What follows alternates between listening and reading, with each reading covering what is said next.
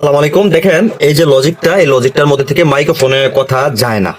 তো মাইক্রোফোনের কথা যদি না যায়, এটা আমরা কিভাবে কাজ করব এবং কিভাবে চেক দিব যে মাইক্রোফোনের অ্যাকচুয়ালি প্রবলেম না মাইক্রোফোনের যে আপনার এই যে ইউএসবি কানেক্টর থেকে যে লাইন আসছে এটাতে প্রবলেম। তো তার জন্য দেখেন শর্টকাটে আমি আগে মাইক্রোফোনটা তুলে নিচ্ছি। তো ব্যাস দেখেন এই যে মাইক্রোফোনটা অলরেডি আমি হিট করে তুলে নিলাম। এখন এই মাইক্রোফোনটা আমি এখানে রাখলাম। রাখার পর প্রথমে আমি চেক দিব এই মাইক্রোফোনটা আমি প্রথমে চেক দিব। ঠিক আছে, তো এই দেখেন মিটার আর এটা আমি নিলাম, নেওয়ার পর এই মাইক্রোফোনটা আমি চেক দিলাম।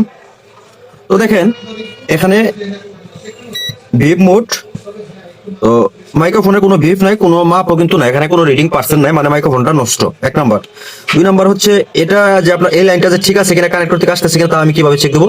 প্রথমে দেখেন যে প্লাসে ধরলাম, ধরার পর এখান থেকে লাইনগুলো আমি চেক দিব। তো এই দেখেন এই যে লাইনটা ভালো এখানে ভিপ করতেছে আর এই যে লাইট জ্বলতেছে, মানে কি এটার প্লাস। ঠিক আছে, এখন দেখবো মাইনাস। মাইনাসটা কোথা থেকে আসলো?